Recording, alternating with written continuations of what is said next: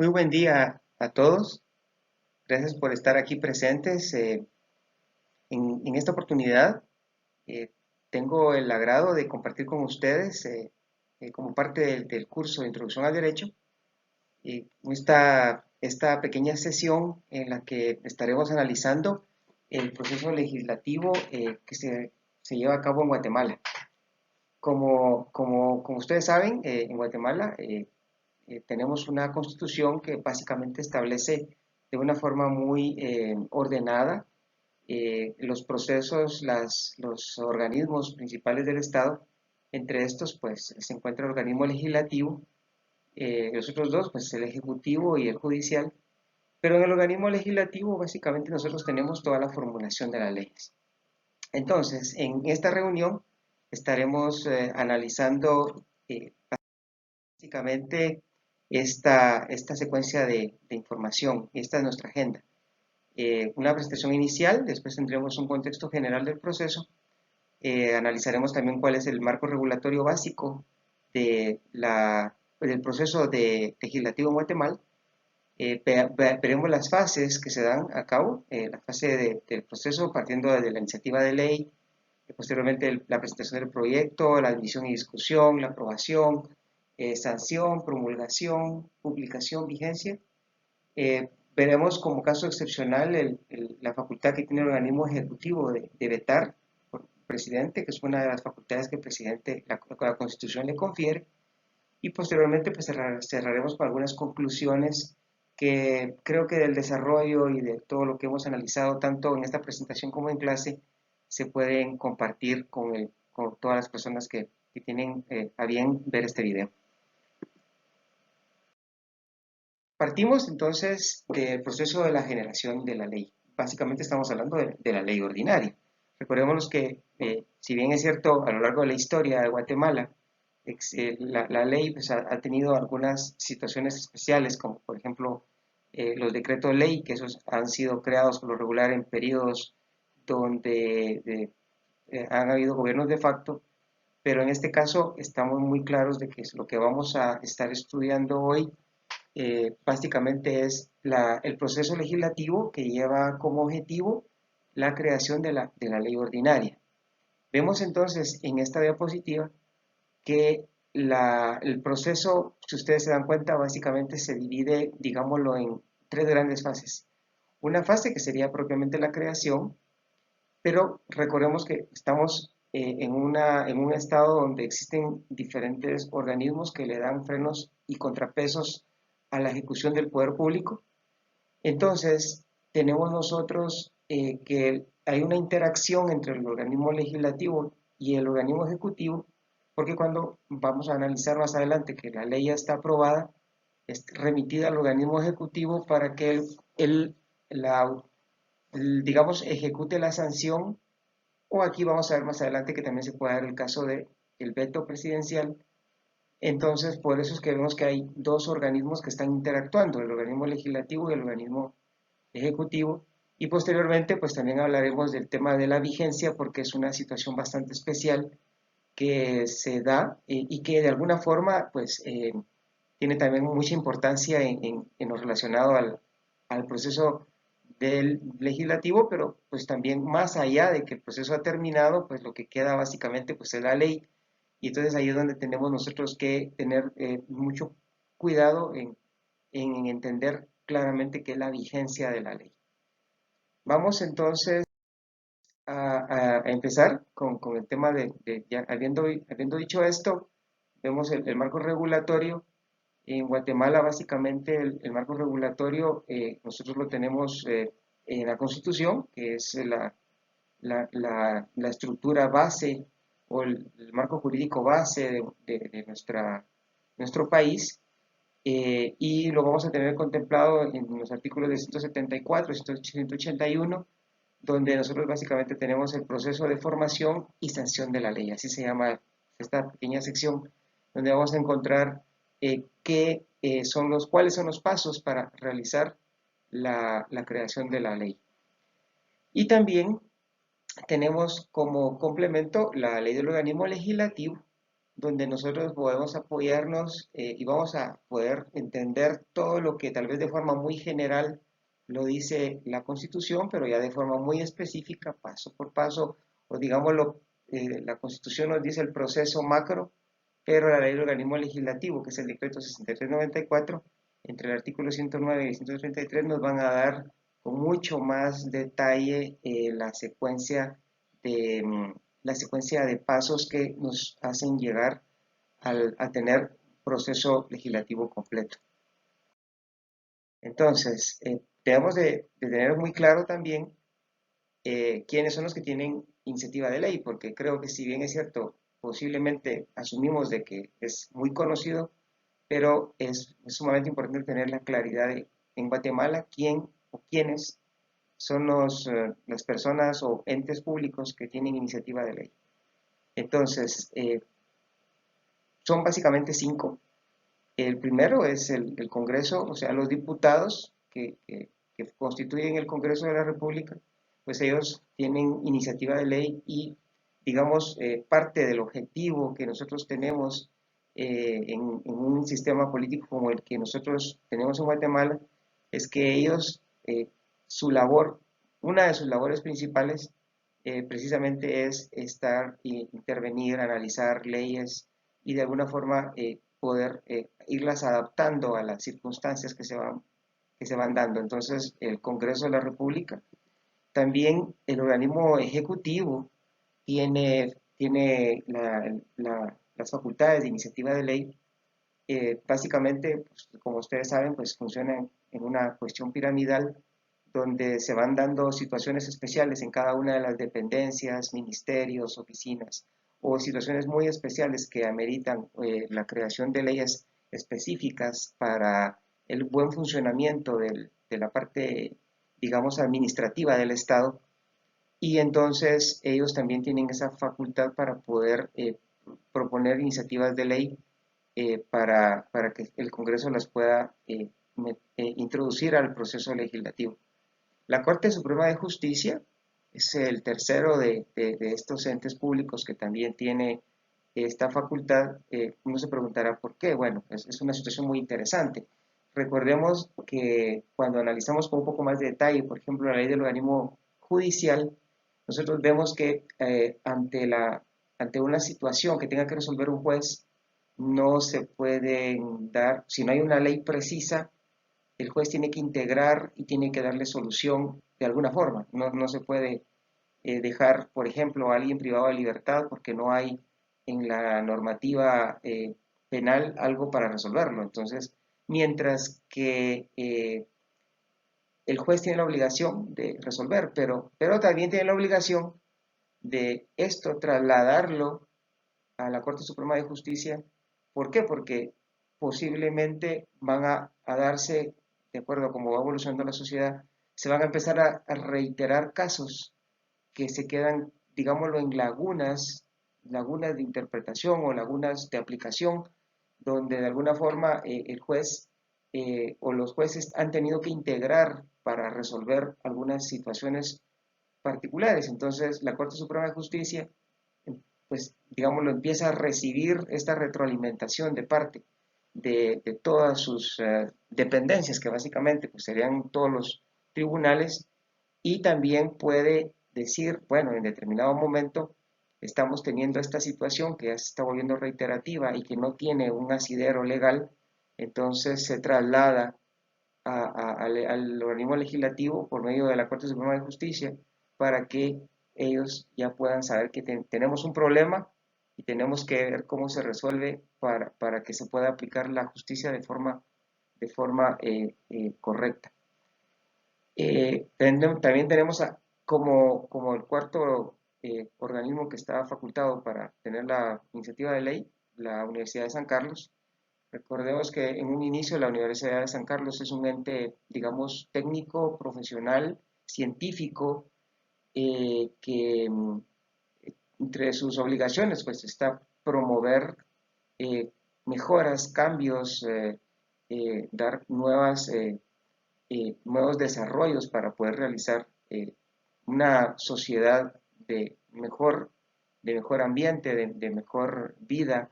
y entonces ellos también tienen esta facultad para poder proponer. Lastimosamente, pues nos encontramos con que al día de hoy, pues la Universidad de San Carlos, realmente las iniciativas de ley que ha presentado, pues realmente no son lo que se esperaría, pero la facultad existe y posiblemente en algún momento pueda desarrollarse para llegar a la talla de lo que se requiere como un ente, digamos que agrupa a muchos profesionales de muy alta talla y que también, por supuesto, la Universidad de San Carlos tiene varias dependencias internas que analizan problemáticas sociales y que posiblemente pudieran aportar de mejor manera al desarrollo de la normativa. Y por último, el Tribunal Supremo Electoral, porque en algún momento recordemos que la cuestión política y la generación de todo lo que tiene que ver con los procesos electorales, más todo lo que está vinculado con los procesos de elecciones, pues es alguna situación muy, pero muy especial, por lo que la Asamblea Nacional Constituyente en algún momento, cuando se estaba generando esta constitución que es la que actualmente tenemos en aplicación, pensó que era muy conveniente que el Tribunal Supremo Electoral también contara con estas facultades, ¿verdad?, de tener iniciativa de ley. Entonces, empecemos por el tema de la iniciativa de ley, que es algo también sumamente importante, eh, porque tenemos que tener mucha claridad respecto a qué es esto, ¿verdad? O sea, la iniciativa de ley básicamente dijimos que era esa facultad que tienen ciertos organismos dentro del Estado para poder presentar propuestas o propuestas de ley, digamos. Entonces, digamos, básicamente de acuerdo a la ley del organismo legislativo, nosotros tenemos que, pues, básicamente son dos grandes clasificaciones, o sea, una que es las que salen directamente propuestas por medio de los diputados y otras que vienen de otros organismos. En todo caso, podríamos pensar que lo importante que la ley específica, que sería la ley del organismo legislativo, exige o dispone, es la forma en la que se tiene que ingresar, ¿verdad? O sea, la forma de la iniciativa de ley básicamente se compone de dos partes, que sería, digamos, la parte considerativa y la parte dispositiva. En la parte considerativa, digamos, podría pensarse que van a ir todos los considerandos por los que se justificaría que se generara la normativa, y la parte dispositiva, pues ya sería propiamente la norma, cómo debería de quedar redactada apropiadamente para cubrir el objetivo que se persigue, ¿verdad? Claro, esto se presenta como un pliego completo de exposición de motivos. Las iniciativas de ley de alguna forma suelen ser bastante amplias, porque así es como se necesita, ¿verdad? O sea, que haya mucha, digamos, mucha discusión o que sea plasmado en el documento, mucho razonamiento respecto a por qué es que debería de considerarse, ¿verdad? Eh, eh, el proyecto de iniciativa de ley, pues igual se ingresa a la dirección legislativa, que es una de las dependencias o oficinas dentro del Congreso, y básicamente lo importante es que la ley del organismo legislativo, pues aquí ya nos va acompañando paso por paso, diciéndonos, bueno, cómo debería de llegar el documento, cómo debe llegar, cuáles son sus partes básicas, para que de esta forma sea más fácil canalizar dentro de toda la estructura del organismo legislativo, ¿verdad? Aquí podemos ver nosotros en pantalla que tenemos un ejemplo de una iniciativa de ley. Vemos que básicamente, digámoslo, se presenta como un documento que lleva todos estos formalismos que ya dijimos anteriormente, que el Congreso de la República en algún momento, ya lo veremos más adelante por medio de las comisiones específicas, lo va a hacer navegar dentro de todo el proceso, dentro de todo el andamiaje que está creado adentro, para que se vaya conociendo y se vaya teniendo claridad respecto a un dictamen previo de las comisiones, para que más adelante pues ya pueda ser sometido a consideración de todo el Pleno. Entonces, también importante pues saber que dentro del Congreso existen comisiones, son comisiones de trabajo, el objetivo de la comisión, pues básicamente en este caso será estudiar esos anteproyectos de ley. Por ejemplo, vamos a suponer que el organismo legislativo, perdón, el organismo ejecutivo, por el Ministerio de Finanzas Públicas, cree que es necesario hacer una enmienda a la ley del IVA porque surgió alguna situación actual que implica que debe haber un cambio en alguno de los mecanismos, por ejemplo, agregar un elemento más para identificar el IVA crédito o un elemento más para tipificar el IVA débito. Entonces, de alguna forma, tiene que trasladar al Congreso y el Congreso, pues cuando ya ingresa este proyecto, pues se le tiene que hacer llegar a la comisión correspondiente, que obviamente será una comisión que está vinculada con todo lo que tiene que ver con temas de finanzas públicas. Y lo que se esperaría sería que la comisión deliberara hacia adentro y que de alguna forma emita un dictamen, ¿verdad? El objetivo, pues en todo caso, será que emita un dictamen, pero eso no quiere decir que no lo puedan tocar, me refiero a la redacción que ya está plasmada. La comisión, en todo caso, tiene también facultades para poder hacer enmiendas ya sea parciales o totales de algunos de los artículos que han sido propuestos. También tiene las facultades de citar a los proponentes para que se pueda deliberar más, con más claridad, se puedan tener más elementos para ser considerados. Y bueno, y eso de alguna forma lo que hace es que teóricamente enriquece la formación de la ley, porque hay cuestiones que tal vez los que están proponiéndolo lo ven de alguna forma o bajo alguna óptica, pero los legisladores posiblemente lo van a ver desde otra. Entonces, es necesario que hagan esto, pero esto se realiza básicamente como fase inicial en las comisiones de trabajo y posteriormente a esto ya nosotros podemos pensar que puede ser que se hagan algunas enmiendas parciales, como se dijo anteriormente, o totales, o puede ser también que en algún momento haya necesidad de hacerle cambios más estructurales, ¿verdad? Posteriormente a esto, también tenemos que digámoslo, respecto al tema de la fase, por ahí podríamos decir que fue la fase inicial, ¿verdad? La fase de la iniciativa. Pero también nosotros tenemos una fase de admisión y discusión. Entonces, recordarán que es un momento, pues yo exponía que las comisiones básicamente lo que van a hacer es que van a rendir un dictamen. Hay algo muy particular y lo menciono así como muy brevemente, que digámoslo, la generación o la cuestión de, de- de que vaya paso por paso para la generación del dictamen,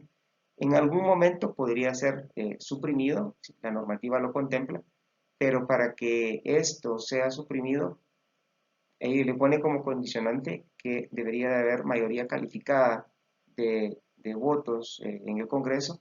para que el dictamen o todo este proceso de generación de dictamen pudiera ser suprimido. Eso no quiere decir que se declare de urgencia nacional, eso ya veremos un poquito más adelante, que existe también una situación muy especial que se llama declaratoria de urgencia nacional, pero ahorita me refiero a que si por alguna razón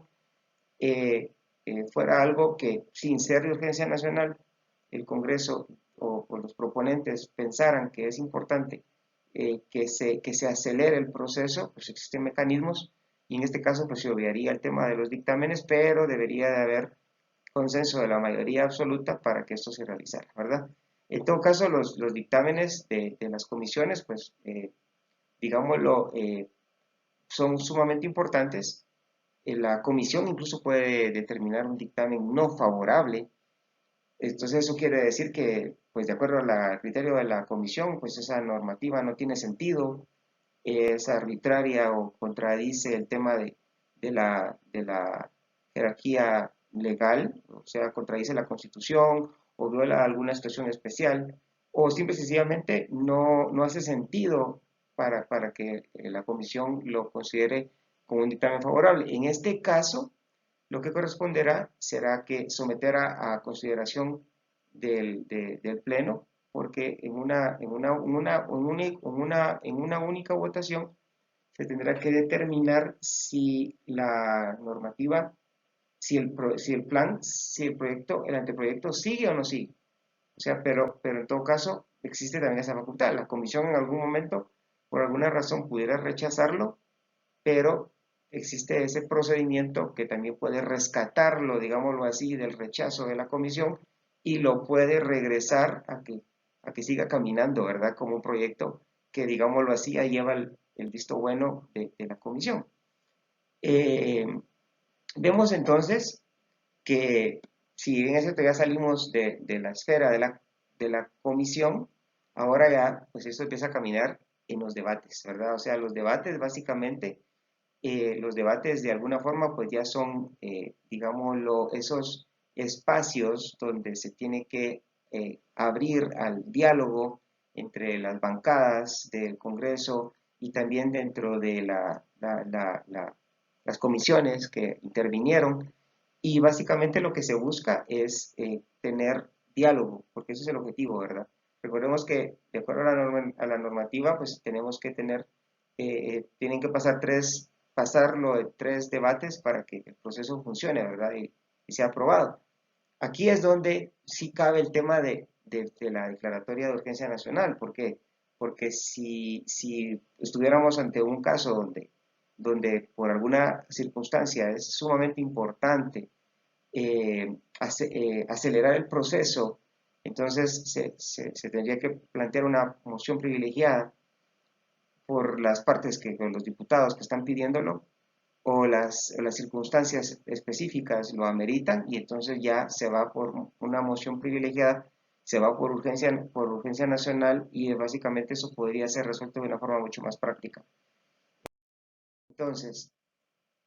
podemos ver entonces que como un caso especial, las reformas a las leyes, las reformas a las leyes, cuando son de naturaleza constitucional,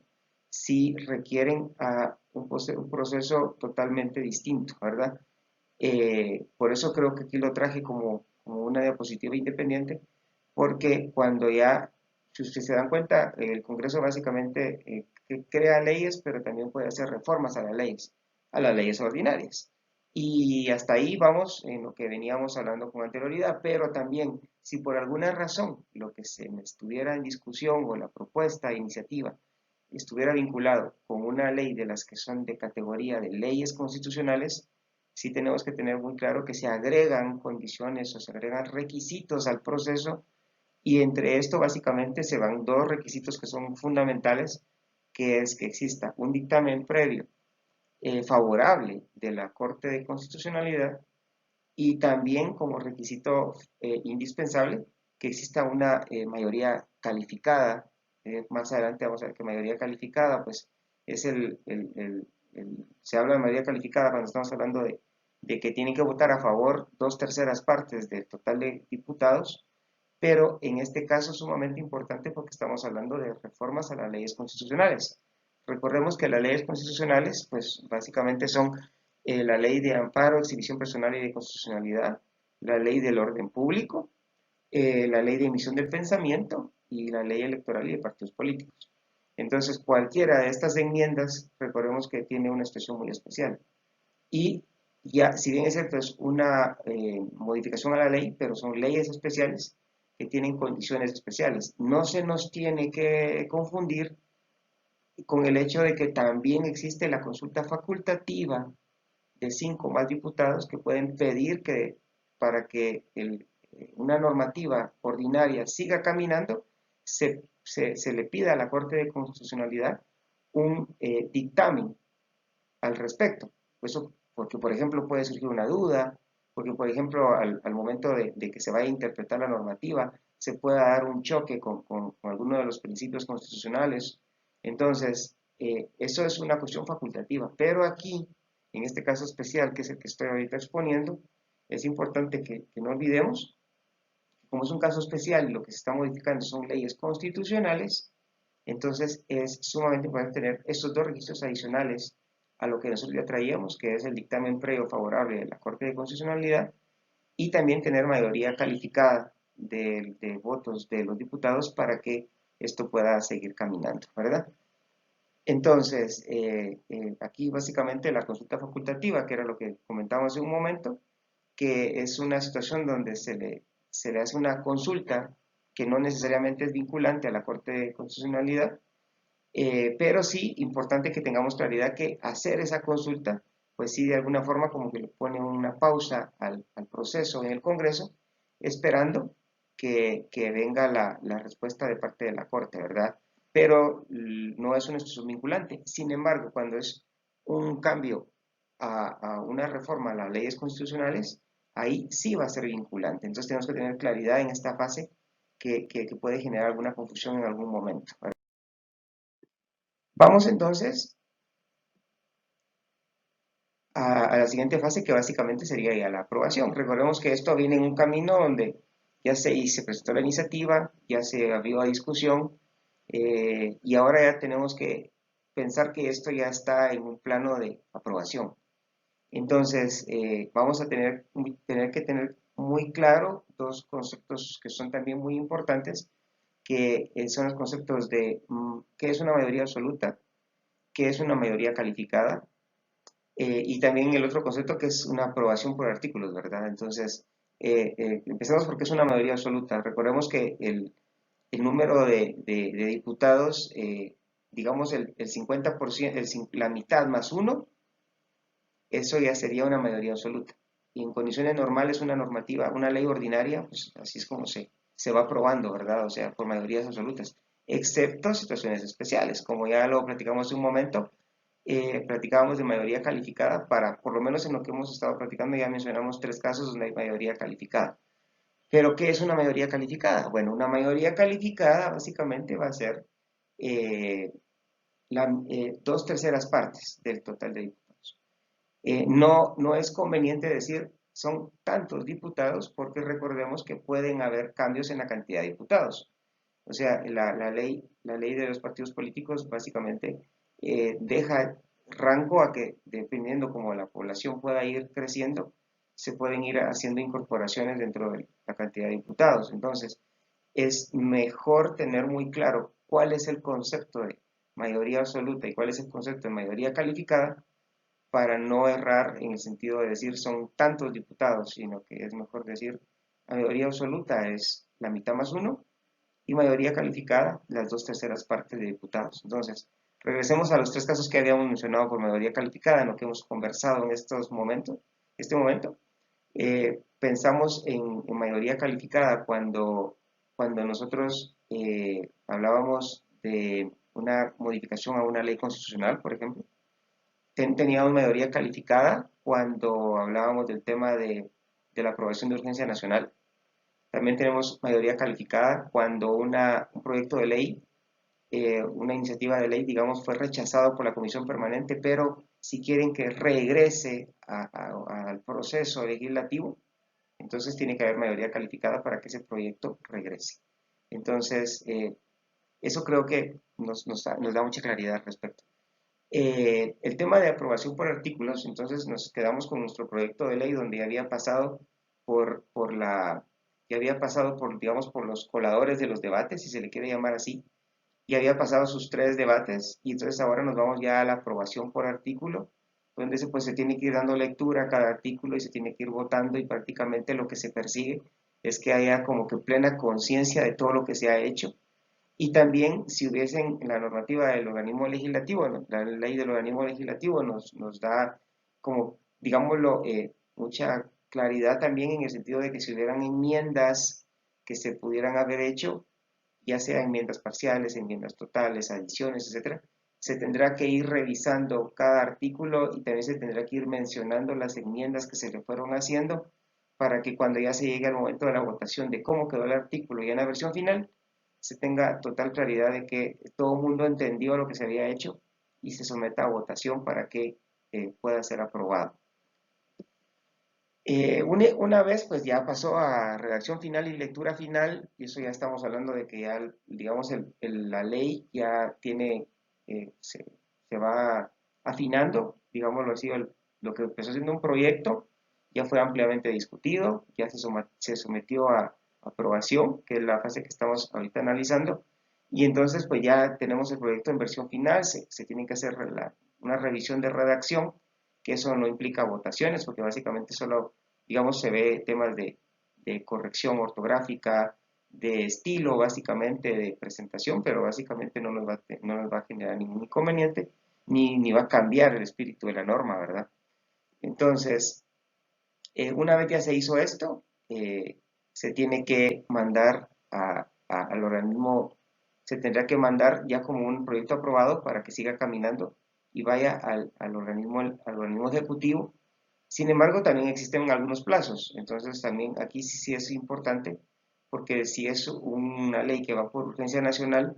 pues digamos, se acelera un poco el proceso porque esta última lectura que se le va a dar se hace, digamos, se hace en la misma sesión donde se aprobó, ya no se queda para después, e incluso el plazo para poder mandarlo al organismo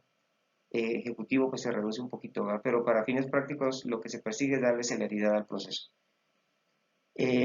Otra cosa tan importante que puede generar alguna duda es cómo se enumeran los decretos, o sea, ¿dónde está eso? ¿Dónde se aclara esto? Pues básicamente la ley de organismo legislativo nos dice que los decretos pues se irán generando de dos partes.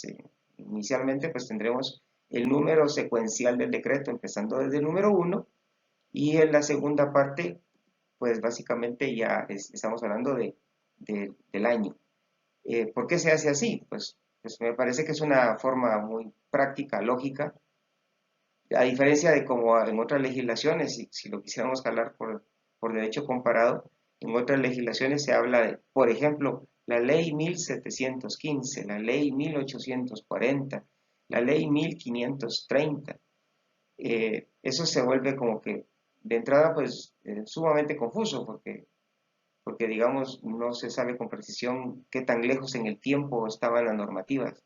Sin embargo, una normativa como la que usamos nosotros, pues creo que es una herramienta, digamos, práctica para poder identificar, para poder tener mucha precisión en identificar el número del decreto, el año en el que el decreto fue generado y de esa forma, pues, hasta incluso poder tener un referente histórico del tiempo de vida que la ley tiene de estar vigente. Bueno, posterior a esto,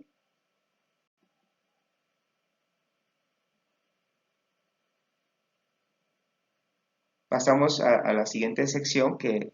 ya tiene que ver con el tema de sanción, promulgación y publicación de la norma o de la ley ordinaria. ¿Qué es lo importante de tomar en cuenta aquí? Que son tres fases. Tal vez la más importante de estas pues, es la fase de sanción, porque recordarán que al inicio les expliqué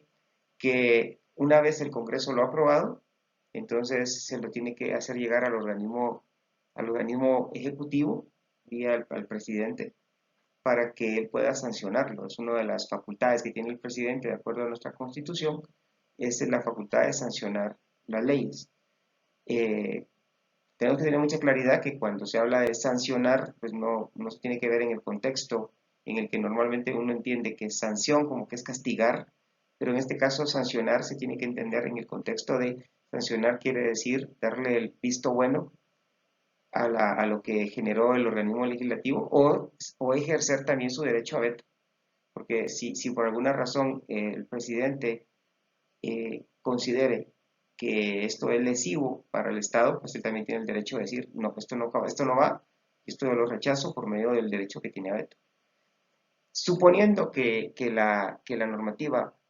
no genera ningún inconveniente porque responde a una necesidad real,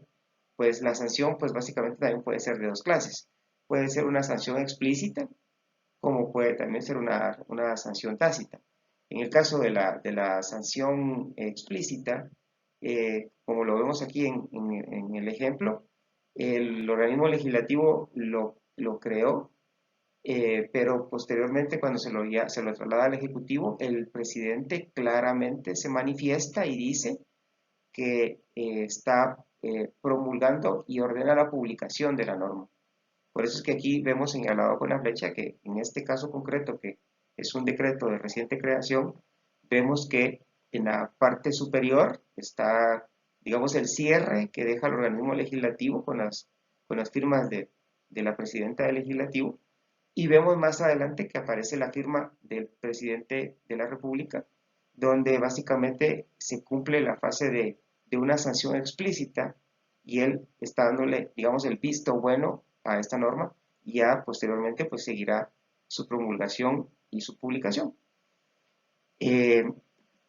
¿Dónde se tiene que publicar? Entonces ahora viene también una cuestión muy importante, o sea, el Diario de Centroamérica es el medio por el que se va a realizar la publicación. Eso también hay que tenerlo muy claro. Esto no es que tenga que salir, o sea, no se trata de que salga publicado en otros diarios, sino que el medio oficial de publicación es el Diario de Centroamérica.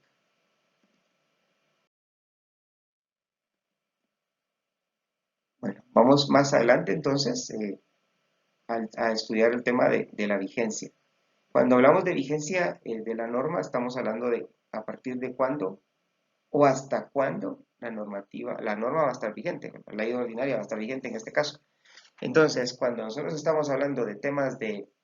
vigencia, tenemos que tener claridad que la vigencia puede también ser de dos clases. Puede ser una vigencia determinada o una vigencia indeterminada. Si nosotros estamos hablando de una vigencia determinada, ¿eso qué quiere decir? Eso quiere decir que la norma nos establece, o el legislador cuando creó la norma dejó establecido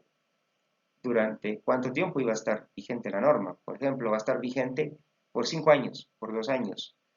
o hasta que suceda tal cosa. Entonces, por ejemplo, muchas de la normativa que estuvo vigente con el tema de la pandemia, alguna de estas pues tenía vigencia determinada, o sea, iba a estar vigente por tanto tiempo. Pero eso no solo va a suceder en esos casos, pueden haber acuerdos económicos, situaciones económicas que impliquen que durante cierto periodo se tenga la norma en funcionamiento o vigente y posteriormente pues igual quede como una norma ya no vigente. Y también se habla de una norma con vigencia indeterminada cuando el legislador establece cuándo es el momento de inicio pero no establece cuándo es el momento de finalización. La mayoría de leyes en Guatemala pues, son de vigencia indeterminada, porque el objetivo en alguna medida es regular algo que ya a nivel social ya se volvió recurrente y que debe de ser objeto de una regulación. Y muchas veces pues también tenemos el tema de lo que vimos que, digamos, el derecho para fines prácticos sigue vigente, pero tal vez el hecho generador o la hipótesis básica que se estaba establecida en la norma, simple y sencillamente ya no se cumple, ya no se hace, porque ya nadie la hace o dejó de ser algo de la vida cotidiana. Entonces, simple y sencillamente, pues la norma sigue vigente, pero ya nadie, digamos, pues ya no tiene sustancia, digámoslo así, porque ya nadie lo hace. Entonces, pero sigue siendo una norma que tenía una vigencia indeterminada hasta que sea expresamente derogada por el Congreso de la República. Entonces ahí se podrá decir que su vigencia terminó, pero mientras tanto es una vigencia indeterminada. Otro concepto clave que también será muy importante tenerlo en cuenta, pues es el concepto del vacatio legis, que básicamente, para tenerlo con mucha claridad, es el tiempo que va a transcurrir entre la publicación y la entrada en vigencia de la norma. Y sumamente importante también tomar en cuenta que las normas, digamos, si no se estableciera cuál es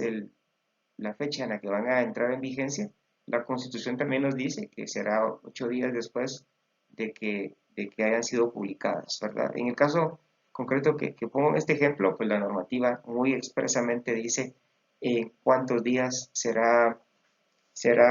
publicada, perdón, entrará en vigencia después de que fue publicada, pero tenemos que tener claridad de que la Constitución pues, también lo establece de una forma muy precisa, pero por lo regular el legislador pues, lo va a dejar. Pero eso quiere decir que el legislador también tiene la facultad de poder decir que entra en vigencia desde el momento de su publicación, o que entra en vigencia 5 días después, o que entra en vigencia un mes después, o 2 meses después, o entra en vigencia hasta que algo suceda. Entonces, en algún momento, digamos, es también facultad del legislador establecer cuándo inicia la vigencia de la norma. Eh, bueno, otro de los puntos también, digamos, importantes que mencionábamos con anterioridad es el tener mucha claridad con el tema del veto presidencial o la facultad del veto presidencial. Expusimos que es una de las facultades que tiene el presidente de la República para poder, digamos, manifestar su inconformidad o su desaveniencia respecto a algo que el legislativo hizo. Es algo que me parece que también es sumamente importante porque pudiese darse el caso de que alguna normativa sea, digamos, atente contra las políticas generales del Estado, etcétera. Entonces, ¿qué es lo que pasa? En esta fase que vimos anteriormente de la sanción, el organismo legislativo traslada al Ejecutivo, pero existe un plazo de 15 días en los que el presidente pues, puede también devolver vetada la normativa y establecidos, por supuesto, cuáles son todas la fundamentación bajo la que el presidente dice yo estoy devolviéndolo por tal razón. Entonces, pues internamente dentro del Congreso también es un trámite, ¿verdad? Porque realmente al recibirlo el Congreso y con el no del presidente, entonces el Congreso pues también tiene que hacérselo saber y hay un procedimiento dado en la ley del organismo legislativo donde se establece que en la siguiente reunión del Pleno se tiene que dar a conocer esto. Esto no puede ser más allá de 30 días. Y entonces en ese proceso también, digamos, el Pleno puede también decidir, o sea, digamos, puede irse por aceptarlo, que en este caso pues se hace un acuerdo de aceptación. Puede también considerar que es importante que se revise, por consiguiente, pues igual le manda el caso, pues, si es necesario, pues se lo mandará a la comisión respectiva para que se reconsidere, pero también el Congreso en algún momento pudiese pensar que no es válido el veto. Por consiguiente, aquí hay otro principio sumamente importante, que es el principio de primacía legislativa. ¿Qué quiere decir esto? Bueno, el principio de primacía legislativa lo que establece es que el Congreso, pues igual, a pesar de que el organismo legislativo dijo que no, pues el organismo ejecutivo también puede, con mayoría calificada, que es la que analizábamos hace un momento, de las 2/3 partes, puede hacer válida la norma. O sea, a pesar del no presidencial. Bueno, pues sonará como una contradicción, porque bueno, es que si nosotros decimos que sí, pero aquel dijo que no, y después nosotros nos lo manda de regreso, y si somos nosotros los diputados, y entonces vamos a decir que de todos modos sí, entonces pareciera que no tiene mucha lógica, pero bueno, posiblemente sí la tiene en función de que cuando se hizo la fase inicial, las aprobaciones eran por mayoría absoluta, pero en este caso ya tendrá que ser una situación de aprobación por mayoría calificada. Eso no quiere decir que más adelante se haga alguna impugnación vía la Corte de Constitucionalidad si es que atentara contra algún derecho fundamental, pero obviamente para que esto se pueda hacer tendríamos que esperar a que la normativa cobre vigencia. Mientras que la normativa esté en ese proceso del vacatio legis que explicábamos anteriormente, pues no se puede hacer nada. O sea, no se puede tratar de atacar una normativa que no ha entrado en su periodo de vigencia. Entonces, pero sí tener mucha claridad que esta es la forma como se resuelve el tema del veto presidencial, ¿verdad? Y el trámite que lleva dentro del organismo legislativo, que es un proceso como de revisión hacia adentro y que puede tener esas tres salidas, o sea, que es o se acepta el veto o se considera que debe de ser reanalizado y se manda a la comisión correspondiente o se acuerda a nivel del Pleno del Congreso que no se va a aceptar el veto. Por consiguiente, entonces se tendrá que hacer una sesión para someter a votación y tendría que votar las 2/3 partes a favor para que, a pesar de que el presidente dijo que no, de todos modos la normativa siga su curso y quede vigente, ¿verdad? Una cuestión también importante Posteriormente, entonces, ya entrando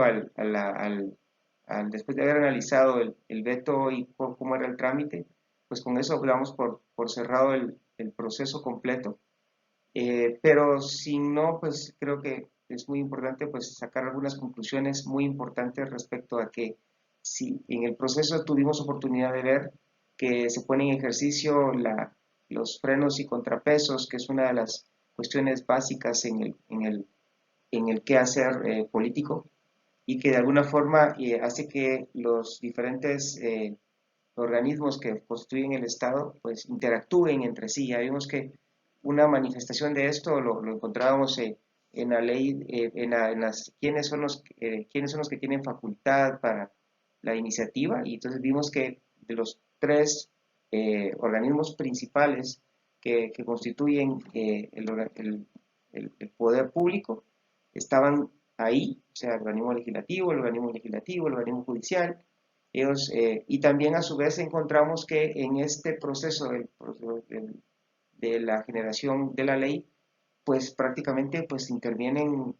los tres, ¿verdad? Cuando digo los tres, incluso me paso mencionando el organismo, o sea, digamos, en algún momento puede pensarse que hay interacción de todos, y en algún momento, si bien es cierto, la parte pues decisiva está en el legislativo, pero también hay mucha interacción con el organismo ejecutivo, y digamos, tal vez la función judicial en algún momento pudiese estar también representada por los dictámenes que son requeridos a la Corte de Constitucionalidad, porque al final de cuentas, pues también estamos hablando de una función jurisdiccional que en algún momento pudiese también tener efecto en la generación de la norma. Vemos también el principio de primacía legislativa, fue tal vez parte de lo último que comentábamos, y vemos también el proceso legislativo como una secuencia muy compleja, que también ahora que se puede interpretar de esta forma, podemos nosotros también entender varias cosas, ¿verdad? Podemos tener más claridad de por qué también la generación de leyes, pues en algún momento se vuelve un proceso lento, pero también podemos ver que si el proceso aún así fuera lento, tiene todos los elementos suficientes para que pudiese haber una deliberación muy clara, muy precisa, muy correcta de todos los elementos que intervienen y que hacen que la ley pues, pudiera ser una ley exitosa. Hasta aquí mi participación. Agradezco la atención